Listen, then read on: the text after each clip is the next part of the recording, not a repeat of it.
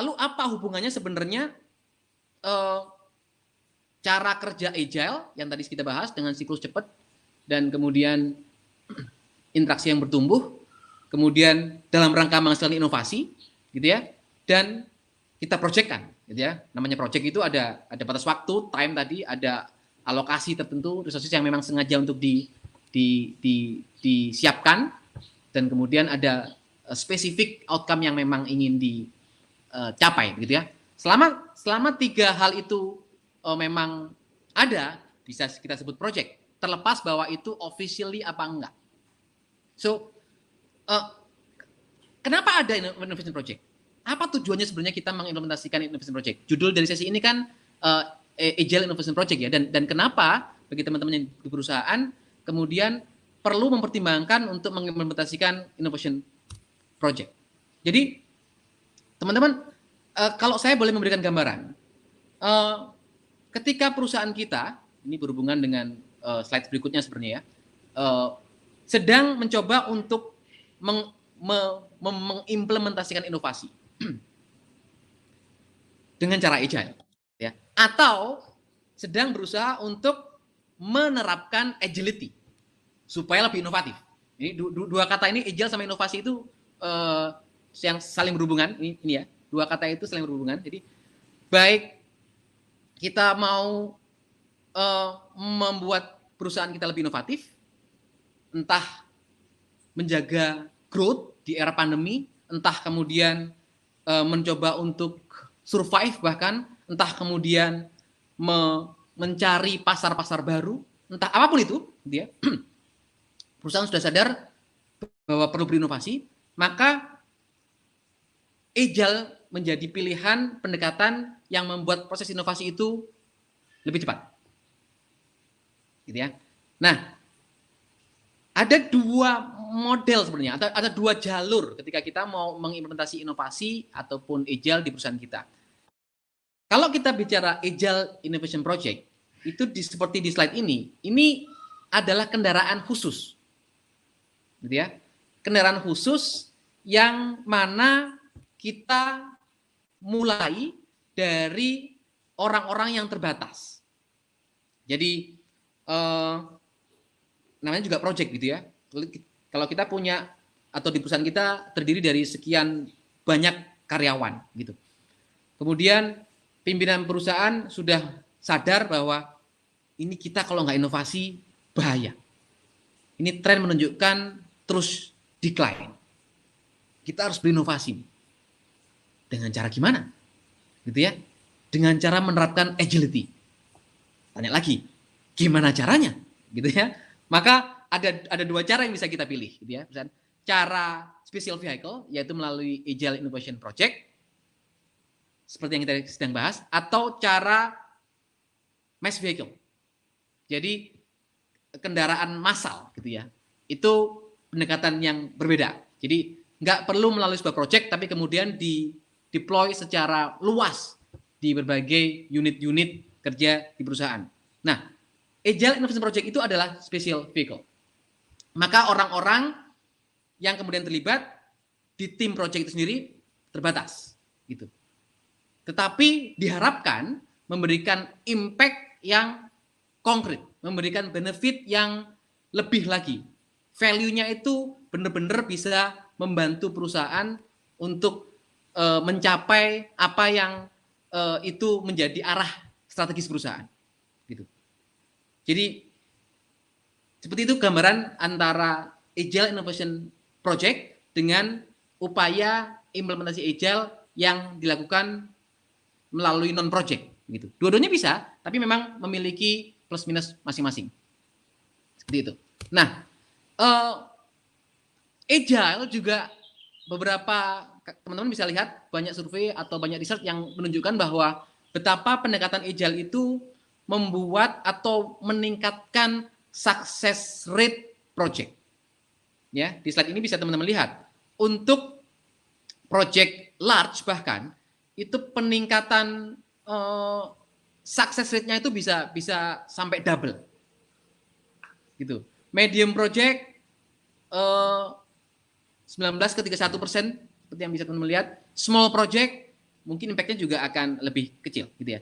Yang jelas karena memang karakteristik agile yang speed-nya cepat, kemudian selalu inspect and adapt, kemudian fail fast, learn faster, itu maka membuat agile project itu bisa membantu perusahaan untuk bisa lebih meningkatkan success rate project-projectnya.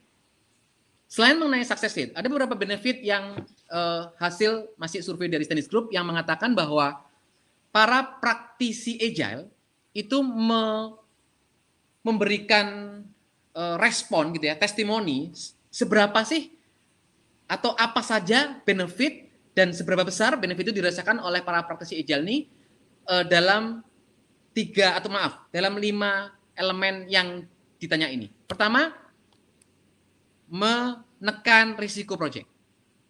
Jadi 76% pelaku agile ini mengiyakan bahwa iya betul, ketika kami pakai pendekatan agile, itu risiko project bisa kita tekan. Gitu ya, 76% mengatakan iya.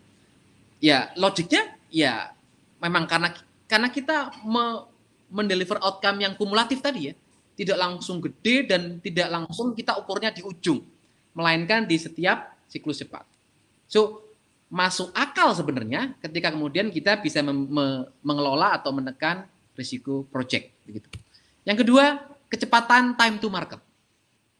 Jadi agile atau pendekatan agile juga dirasakan oleh para praktisinya bahwa membuat mereka bisa merilis produk gitu ya. Kalaupun itu produk yang dihasilkan dari projectnya, atau kemudian merilis proses, misalkan yang dibenahi juga adalah proses kerja seperti itu, ataupun services tertentu lebih cepat gitu.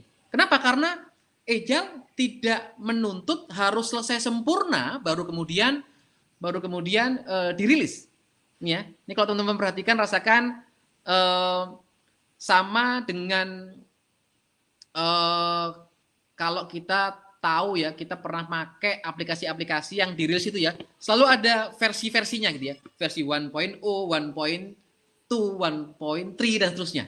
Karena mereka nggak nunggu sempurna untuk mendirilis, yang penting benar-benar ada value ya bagi customer, mereka rilis. Dan ketika sudah dirilis terbukti dapat traction, sambil mereka kemudian berbagi untuk kemudian disempurnakan. Seperti itu. Kemudian improve tim moral dan motivation. Nah, ini menarik nih. Beberapa Cias ya, kami mendampingi beberapa klien kami yang juga menjalankan inisiatif Agile Innovation Project begitu.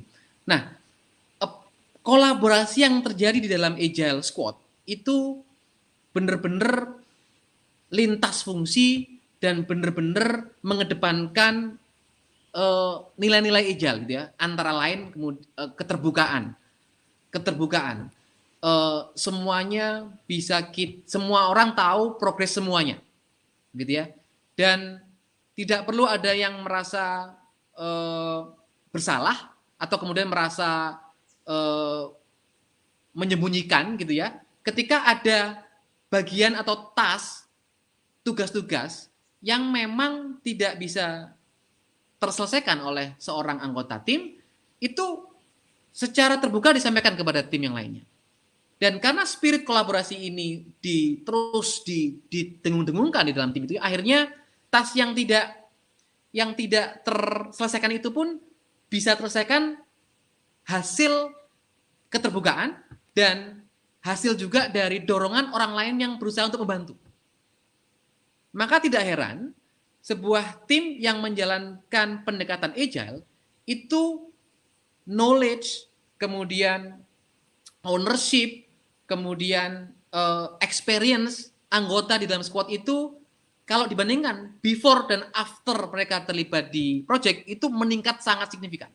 Kenapa? Karena proses pembelajarannya itu lintas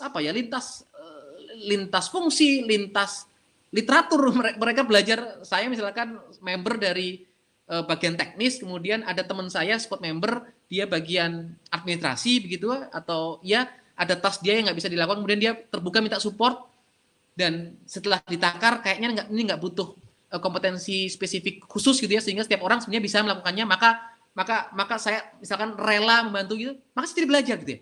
Oh begini toh cara teman-teman di bagian tertentu itu menjalankan pekerjaannya. Oh ini toh hal-hal yang kemudian harus diperhatikan. Oh ini toh begitu banyak yang kemudian hal yang kemudian diketahui oleh member ketika kemudian terlibat di dalam sebuah agile squad. Itulah yang membuat moral dan motivasi tim itu meningkat. Backlog atau agenda-agenda kerja yang dibuat di tim agile atau squad agile itu sengaja dalam ukuran yang memang ketakar bisa dilaksanakan.